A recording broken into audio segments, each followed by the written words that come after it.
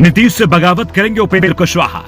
नीतीश की यात्रा के बीच जेडीयू में हो सकती है बड़ी टूट। मकर संक्रांति के बाद बिहार में बदलेगी सियासत। जेडीयू के कमजोर होने का आरजेडी उठा सकती है फायदा।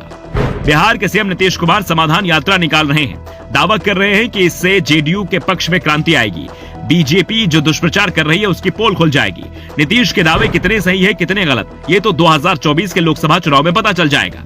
लेकिन उससे पहले जेडीयू में जरूर क्रांति आने के चर्चे शुरू हो गए हैं। मकर संक्रांति के बाद जेडीयू में बड़ी क्रांति खबरें आ रही हैं। चर्चा चल रही है कि जेडीयू में बड़ी टूट होने वाली है और इस टूट का नेतृत्व जेडीयू विधानमंडल दल के नेता उपेंद्र कुशवाहा करेंगे। 14 जनवरी को उपेंद्र कुशवाहा ने अपने आवास पर दही चूड़ा का न्योता बीजेपी नेताओं को दिया।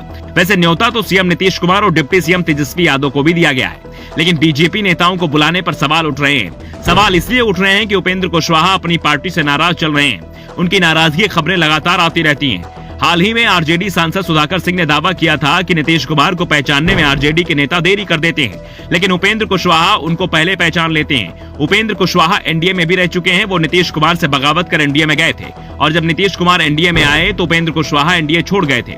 विधानसभा चुनाव के बाद वो जेडीयू में आए हैं। उम्मीद थी कि नीतीश कुमार राज्य सरकार में जगह देंगे, लेकिन नीतीश ने उपेंद्र को मंत्री नहीं बनाया। उसके बाद से ही उनकी नाराजगी की खबरें सामने आती रहती हैं, लेकिन अब उनके बीजेपी में जाने की खबरें भी आने लगी हैं। इसे लेकर जब उपेंद्र कुशवाहा से सवाल किया गया तो उन्होंने खबरों को बकवास करार दिया।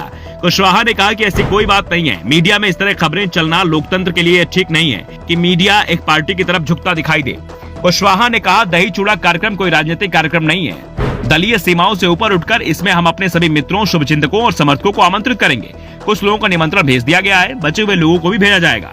कुशवाहा बीजेपी में जाने की बातों से इनकार कर रहे हैं, लेकिन उनके करीबियों की माने तो वो नीतीश से नाराज हैं। नाराजगी के कई कारण हैं और सबसे बड़ा कारण राजनीतिक है। उपेंद्र कुशवाहा ने जेडीयू में वापसी की तो उम्मीद की थी उन्हें पार्टी में सम्मान मिलेगा।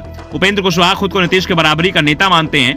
ऐसे में उन्हें उम्मीद थी कि सत्ता में हिस्सेदारी नहीं मिली तो जेडीयू का अध्यक्ष पद उनके खाते में जरूर आ जाएगा। लेकिन नीतीश ने जब आरसीपी सिंह को पार्टी अध्यक्ष पद से हटाया तो उनकी जगह ललन सिंह को कमान सौंप दी। हाल ही में जेडीयू के अधिवेशन में ललन सिंह को एक बार फिर जेडीयू का अध्यक्ष चुन लिया गया। यानी उपेंद्र कुशवाहा खाली हाथ ही दिख रहे हैं। नीतीश उन्हें मंत्री नहीं बनाएंगे ये भी तय दिख रहा है, क्योंकि मंत्रिमंडल विस्तार होता भी है तो उसमें आरजेडी के विधायकों को शामिल किया जाएगा। जेडीयू का कोटा तो पहले से ही फुल हो चुका है। उपेंद्र की दूसरी चिंता जेडीयू के लगातार कमजोर होने से भी बढ़ रही है। जेडीयू का ग्राफ बिहार में तेजी से गिर रहा है। नीतीश कुमार को भी एहसास हो गया है कि अब बिहार में उनकी पकड़ तेजी से छूट रही है।